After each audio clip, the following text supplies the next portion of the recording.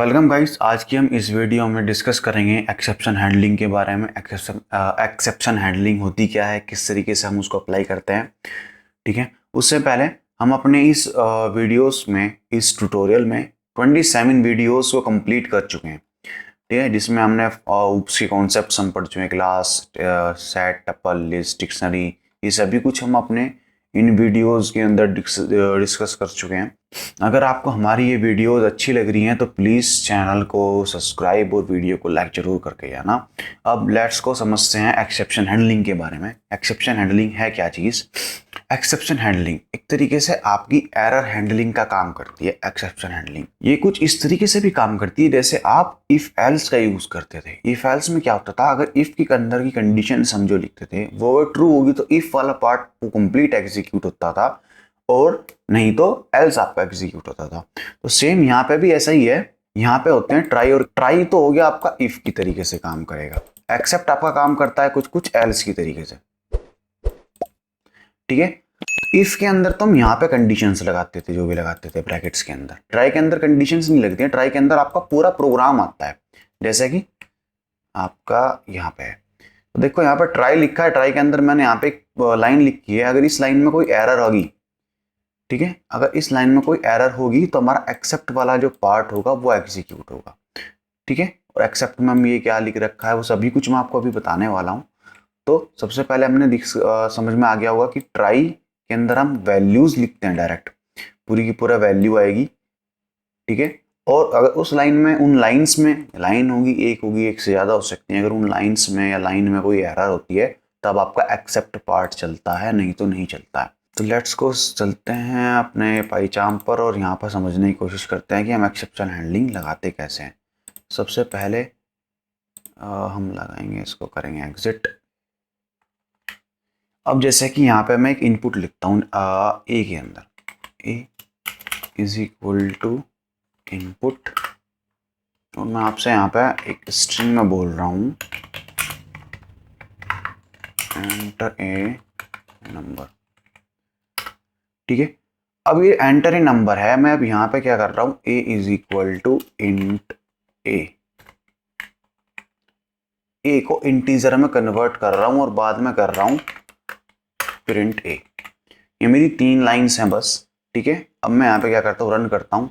Enter a number, मैंने यहाँ पे एंटर करा 2, एंटर करूंगा तो 2 मेरा आउटपुट में आ गया है। दोबारा रन करता हूँ। अब एंटर ए नंबर में गलती से बोल सकते हो, या आप जानबूझकर आप गलती करने जा रहे हो, डी लिख दिया मैंने यहाँ पे। तो डी के बाद अब जैसे इस पे एंटर प्रेस करोगे तो एक एरर शो करेगा।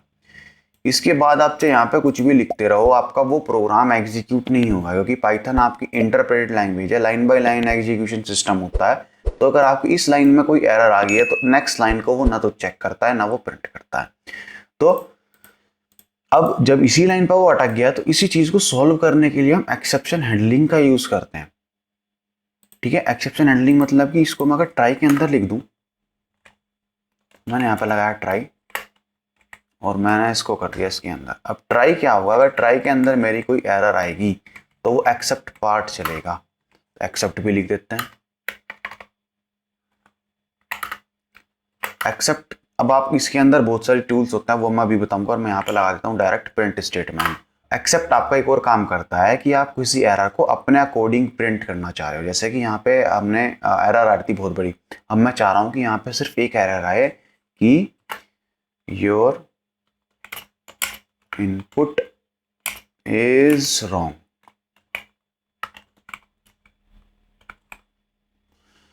अब बस एक्सेप्ट के अंदर ये आएगा और बाकी प्रिंट ए हो जाएगा। अगर हमारा एंटर ए नंबर, अब मैं यहाँ पे ए को रखता हूँ, एंटर करता हूँ तो देखो यहाँ पे आ गया है योर इनपुट इज रॉन्ग, और बाद में ए प्रिंट हो गया है। ए तो प्रिंट हो जाएगा, लेकिन अगर आपका इस लाइन में कोई एरर होगी, वो इंटीजर में कन्वर्ट नहीं होगा, तो वो आपको बता देगा कि यहाँ पे इनपुट आपका जो था वो रॉन्ग था। इस तरीके से आपका एक्सेप्शन हैंडलिंग चलता है। क्या करेगा, अगर किसी लाइन में एक्सेप्ट होगा, एरर होगी, तो वो उसको एक्सेप्ट पार्ट चला देगा। जैसे कि यहाँ पे मैं दोबारा रन करता हूँ और मैं इस बार यहाँ पे इंटीजर दे देता हूँ 2, तो इस बार ये नहीं रन होगा क्योंकि ट्राई हमारा कंप्लीटली एग्जीक्यूट हो गया है, इसमें कोई भी एरर नहीं है। अगर इफ की कंडीशन ट्रू होती थी तो एल्स पार्ट नहीं चलता था। ऐसे यहाँ पे ट्राई अगर कंप्लीटली सही है तो आपका एक्सेप्ट पार्ट नहीं चलेगा। तो यही सेम चीज़ यहाँ पे भी है। तो एक्सेप्शन हैंडलिंग में यही है। अब इसमें क्या है कि यहाँ पे हम इसमें बहुत सारी चीज़ होती है। एक होती है वैल्यू एरर।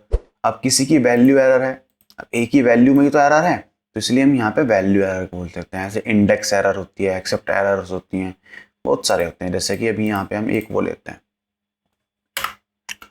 मैं यहाँ पे लिखता हूँ एक लिस्ट LIS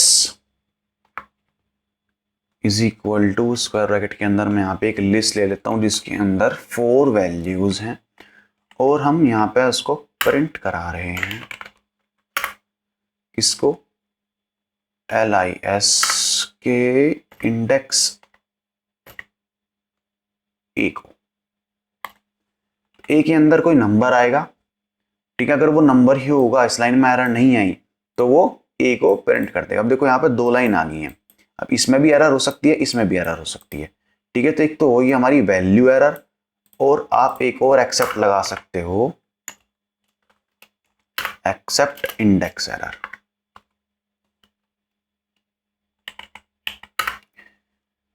तो अगर मेरी इंडेक्स में कुछ गड़बड़ हुई तो मैं यहाँ पे कर देता है, यहाँ पे लिख देते हैं हम इंडेक्स एरर।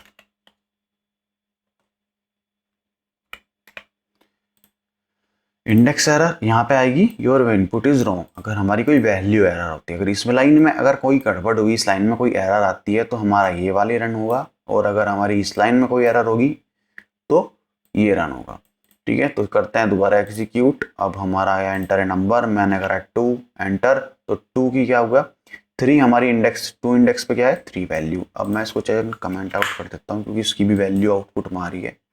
दोबारा से एग्जीक्यूट करते हैं, 3 को करते हैं, 3 की वैल्यू आएगी 4 क्योंकि 3rd इंडेक्स पे 4th वैल्यू है।